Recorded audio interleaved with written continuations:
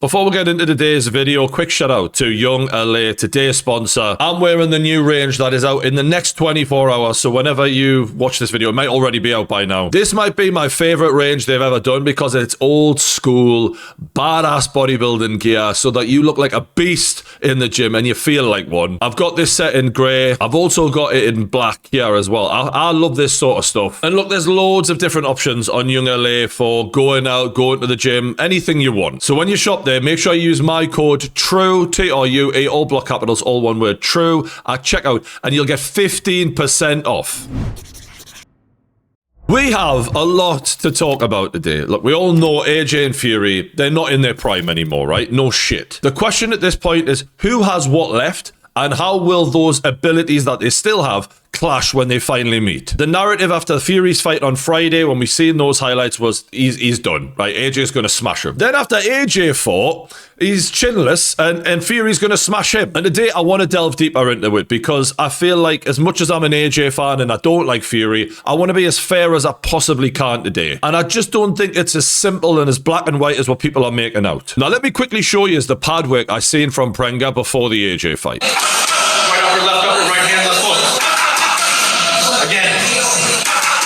When I seen that, I thought, why are we doing this? I'm not saying he's the biggest and best puncher ever, but I just thought to myself, like, this is a risk. The guy's got 20 knockouts and 20 wins and only one defeat, which happened a long time ago. There's clearly power there, and it's not just power. There's a bit of speed. There's a good punch placement. There's things about him that I think are quite good. And when you look at Tyson Fury's opponents right now, who are basically granddads, and he's not taking any risks, which I'm not even criticizing Fury for. I fucking understand it, right? There's hundreds of millions of dollars on the line here. I just thought, why are we putting AJ in there with someone who is genuinely capable of hurting you? Marius Wack, who Fury fought, is not even capable of hurting you. And that's what you should be doing at this point, really. Get your confidence up, a nice easy touch, and then into the big fight. I looked at that speed and power from Prenga and I thought, he actually punches better than Fury does right now. The warm-up is not supposed to be more dangerous than the actual fight. And as you all know, this fight did not start well at all for Anthony Joshua, right? He's trying to land the jab there,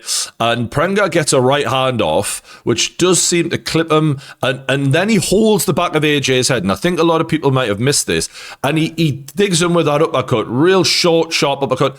The worst time to get a real clean hit in a fight is when the other fighter's fresh as fuck.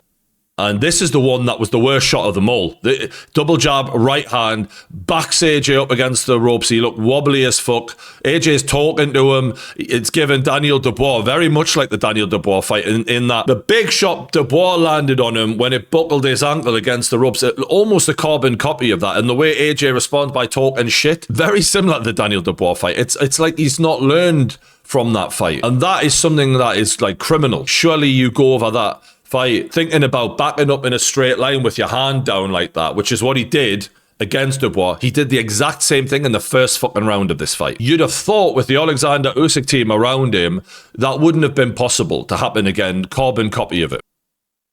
That's better. So what I will say for AJ is, in the Dubois fight, when he got hurt early on, his whole nervous system seemed to be impacted by it. The way he was throwing punches didn't look right. The way he was avoiding punches, he was struggling. In this fight, his recovery happened quicker. Now, we've heard a lot about the Alexander Usyk training and how intense the cardio is. Maybe that's why. And look, Daniel Dubois probably hits harder than Prenga, you know? Maybe that was part of it. But he did recover quicker here.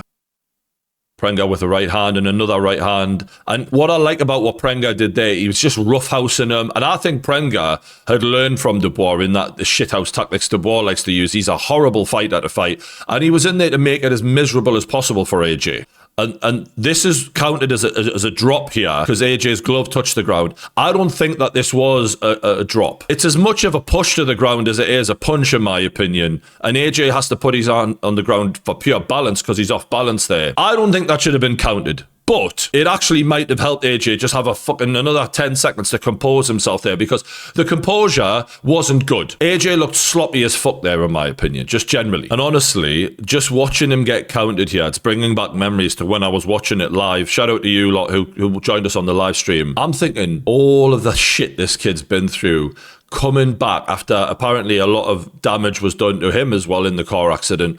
And then in the first fucking round, it's going south, big time. It's a man test, this. And I know a lot of people have been heavily critical of AJ, but think about where he was mentally, right? Been to hell and back, and you finally make it back to the ring, and it's going real bad here immediately. I felt sorry for him, because I think this guy is a fucking good person, and it was shit, man. This was brutal. That first round was brutal as a fan. Last 26 seconds here, and look, Prenga is going for it big time. This is what makes me laugh when people say, this is a fixed fight or some shit like that. Do you think Prenga is going for it like this if this is a fixed fight? Like, what the fuck are you talking about?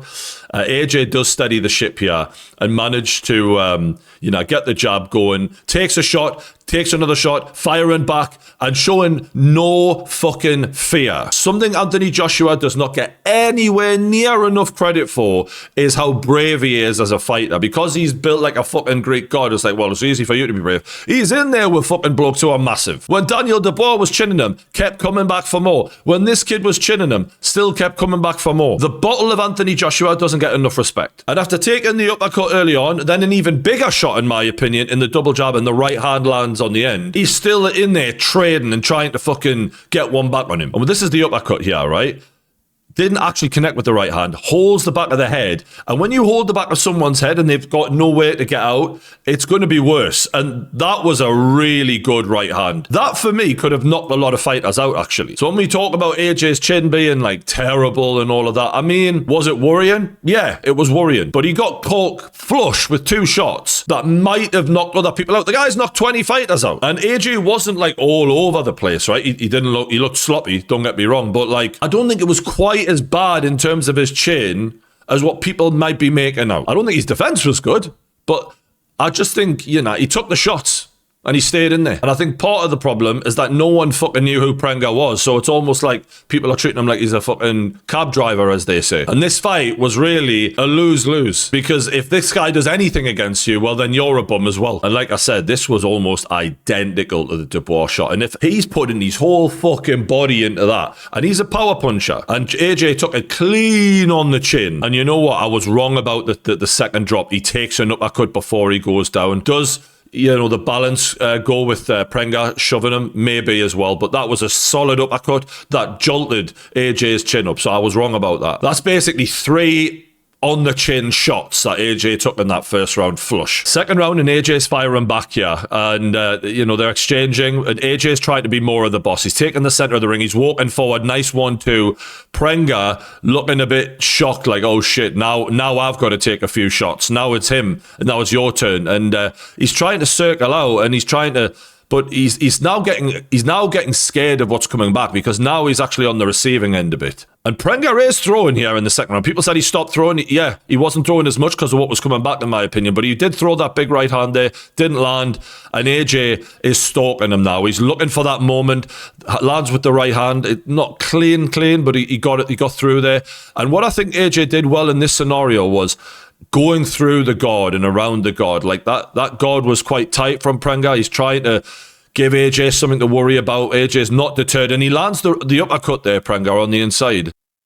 Lovely 1-2 from AJ, backs him into the corner and knocks him out cold. That's what I'm talking about. And you know what? You've got to say, after that wobble in that first round, just to pull the win off, it deserves some fucking credit. It's weird, because the way people are talking, you'd think AJ just got starched in the first round, never got back up, and didn't then go on and win the fight. Like, I'm not saying we should be saying that performance was a great performance. It wasn't. There was a lot to worry about. But you also have to have balance, in my opinion. I said before this fight, this is the most vulnerable Anthony Joshua will ever be coming into a fight. He's older than he's ever been. He's been more inactive than he's ever been. His last fight was against Jake Paul, for fuck's sake. And before that, he got an arse kicking from Daniel Dubois. And let's not forget the very serious tragedy which put him through mental and physical trauma in the last half a year. There'll be more demons, more questions than ever, and a lot of ring rust. So if a fighter who was below his level was ever going to have success against him,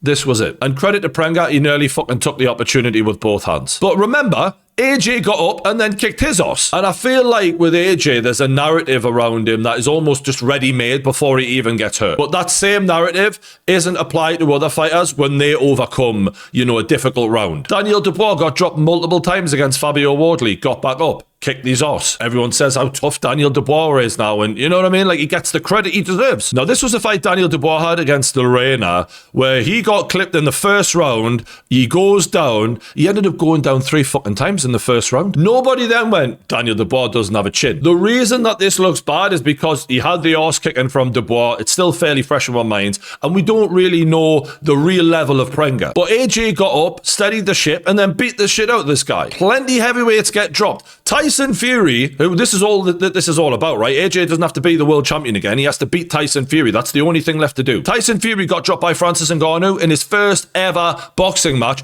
with a punch that grazed the top of his head. Didn't even land flush on the chin. AJ took 3 on the chin in that first round. Again, defensively terrible. But you get the point I'm making. Anthony Joshua, after a lot of inactivity, after a horrific car accident, in the older years of his career, fought an unknown knockout artist. He got caught, he went down, got back up, and beat the crap out the guy. And I'm not saying the chin isn't a worry, by the way. Yes, everyone is right to be worried. I'm just saying, let's have the full story here. He did show heart. He did show powers of recovery. He did recover the body and start to be able to put his punches together. And he stopped a guy who'd never been stopped before. Let's just give a little credit for overcoming some adversity and showing that, you know, you're not a soft touch. People are saying the chin is completely gone. If the chin was completely gone, he would have been smoked at that point and he would have been knocked out cold, which he wasn't. So while I'm concerned about the chin, I just don't think we can say, oh, it's completely gone. He can't take a punch anymore. Many fighters get dropped. I don't know how we can say that with such certainty. And look, we've got to take a look at Tyson Fury's fight here to really assess how vulnerable is AJ against a Fury who isn't in his prime either. This is Tyson Fury taking a couple of jabs here. And he takes a right hand and he looks off balance to me against Mariusz Wach, who, I mean, for those who don't know, he's lost like 14 fights and 8 of them came in his last 11 fights. And he's been fighting midgets in Polish MMA organizations, for fuck's sake. The man's nearly 50 years old. He's probably the only boxer in the heavyweight division who's in worse shape than Fury. And for me, Fury getting caught like multiple right hands here by a man who's that slow, you know, you've got to put yourself in the picture of what happens if you're having a war like this right now and you're, you know, for a period of time, this was a very competitive fight for a bit and Fury obviously took over as Mariusz Wach slowed down even more, sorry. But I'm seeing you take that many shots off of Mariusz Wach.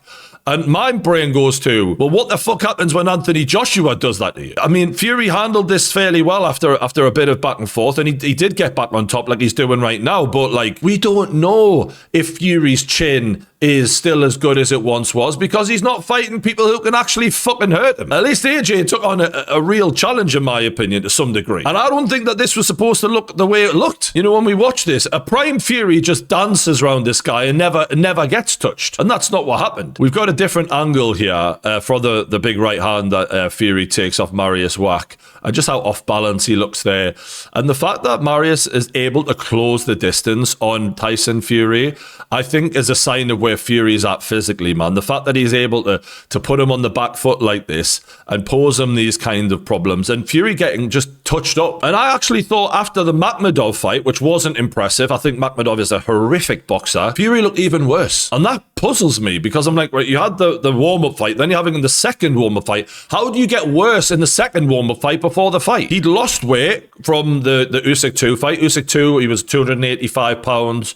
This fight, he was 265 pounds, but he didn't look the same physically. This is a picture from right as the fight ended. Fury at 265 used to look a little bit leaner, a little bit more muscular. It's like he's losing muscle and gaining fat. I don't know how the fuck he's doing this. As a professional athlete, I don't understand it. And where AJ's problem seems to be like a bit technical in that he hasn't learned from the Dubois mistakes and that when, and partly down to his chin, that when he got hit on the chin, he didn't respond the way you'd want him to respond. He did look like he was hurt. Fury's problems don't seem technical to me. I think his brain is still sharp, but physically, all those years of treating his body like shit are now making it perform like shit. I've never seen him look more hittable. Fury was one of the most elusive heavyweights we've ever seen, especially for the size of him. It was unbelievable. In his prime, he was unbelievable. Watching a 46-year-old Mariusz Wach, who's dog shit, close the distance on him, land big right hands. There was this one against the ropes here. Look at this right hand. Boom. You think you can do that against Anthony Joshua? Even Joshua now and get away with it?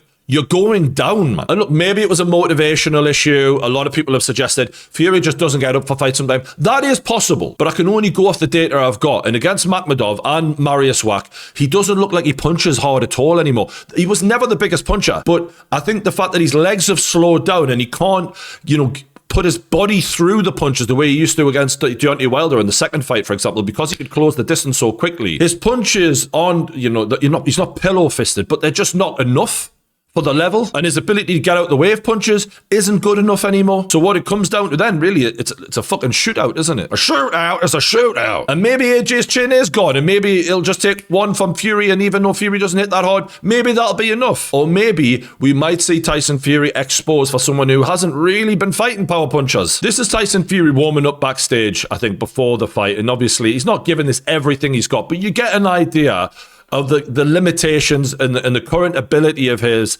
to move his legs and to turn. And I mean, the shape of his body has always been weird, but like his legs are just slowing down, and the ability of him to actually move in and out, close the distance quickly and be explosive, which is key in the heavyweight division, it feels like it's gone. And I know Fury wasn't hitting pads there, but let's just take a look at AJ warming up on the pads before he fights. I know people are rightly going to have questions about AJ's chin after that first fight. I understand it completely. But Tyson Fury can't move like that if his life depended on it. Not a fucking chance in hell. And we're basing AJ's chin issues off of him fighting fighters who can punch harder and faster than Tyson Fury can. But we're not doing is saying, well, look at how Tyson Fury dealt with a fighter who was like Anthony Joshua. Why? Because he's not fighting anyone who's a fucking danger to him right now. When he fought Francis Ngannou, we've seen how he struggled with him, and let's be honest, he was an 0-0 boxer. Anthony Joshua dismantled in record time. So as much as I understand why people would lean towards Tyson Fury after that first round, I'm just trying to offer up more context and to say it's not as black and white as people say. Fury might drop AJ. I think AJ will get back up, and I think AJ will fucking go for him. And I don't think Fury will be able to get out of the way of those punches like he used to. And let's be real, against the Deontay Wilder, Fury struggled like fuck when he was in his prime to not get dropped. In that third fight, he went down 2 times, didn't he? This is a Fury now who's slower, who's older, whose body's been through even more, and whose chin is very capable of being hurt. And if I'm Team AJ, I go, let's turn this into a fucking sprint. Let's get after him, immediately throw bombs. No feeling out. The more it's a boxing match, the more it leans towards Tyson Fury. The more it's an athletic contest of who can hit faster, harder, and get more shots off quicker, the better chance Anthony Joshua has got. Stick it on him first fucking second. Because as vulnerable as Anthony Joshua looked in that first round, I've never seen Tyson Fury's offense look as limited as it does right now. His ability to hurt his opponent.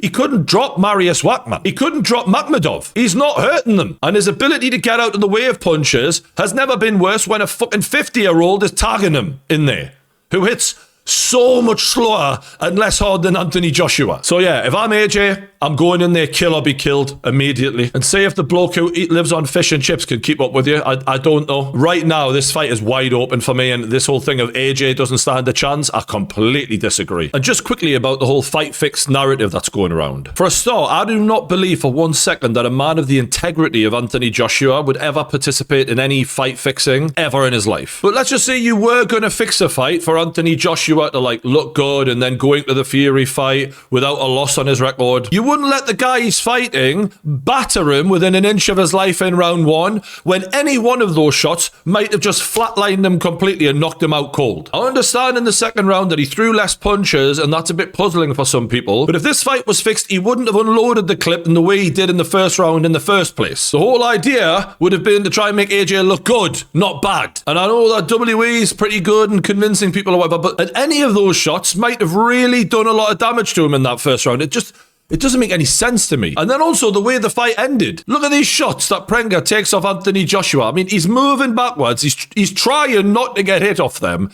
These are some of the hardest punches in all of boxing, by the way. And he's taking them up flush. And he's got his hands up. He's trying not to get hit. If you were going to orchestrate a way a fight would end, you'd do it to a body shot or something like that so that you can protect your fucking your brain, and then go down off the body shot. What I personally thought was he's gassed himself out a bit early on, an adrenaline dump has happened, you've got one of the best known fighters in all of the world hurt, you've gone for it, it hasn't quite worked out yet, he keeps getting back up, and now you're under pressure. And I just don't get this fight fixing idea. I don't see it. I just don't see it. One thing that might play a role in this is this man, Alexander Usyk, who seems to be really helping Anthony Joshua as much as he humanly possibly can. I think this is so cool. We all loved Rocky, and when Rocky and Apollo fought the way they fought and then became bros out of it, it's some of the best parts of masculinity, man. How we can like fight it out and then be just like, cool, we settled it. And now what can I learn from you? And I got to give major credit to Anthony Joshua, because where Tyson Fury, ran home crying and, I didn't lose, and still hasn't admitted that he deserved to lose those fights years down the road now. AJ did the opposite. He went to him and went, how did you beat me? Help me. And I think that says a lot about where AJ is mentally in his career, that he's willing to learn. And I really hope AJ learns from those mistakes, because he can't make them next time with Tyson Fury. He has to be on the front foot and the aggressor in that fight. And before I wrap this up, I do want to acknowledge the emotional element that was surrounding this fight for obvious reasons. And check out AJ's interview after the fight. The last 7 months have been, only you will know how difficult the last 7 months have been, how difficult it was for you to even get here in this ring, to be doing this again, to perform in front of all of us. How difficult have it been for you, AJ? It's been tough.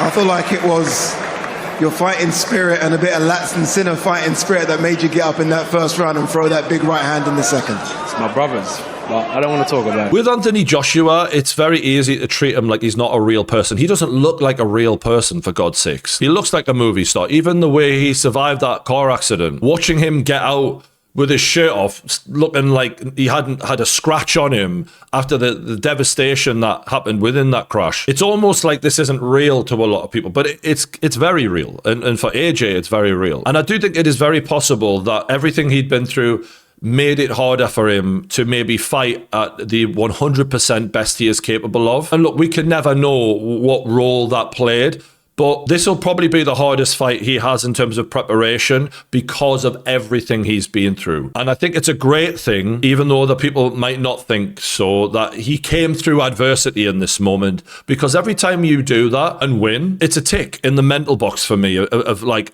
yeah, I got through it. If it happens again against Tyson Fury, I've done this before, very recently. I put myself through the fire and I came through the fire, and I'm not going to quit on myself. Tyson Fury previously has done a good job of that, of coming through the fire against Wilder, and even in that first fight against Usyk when he was all bouncing all over the ring, he made it to the end, right? But it's been a while.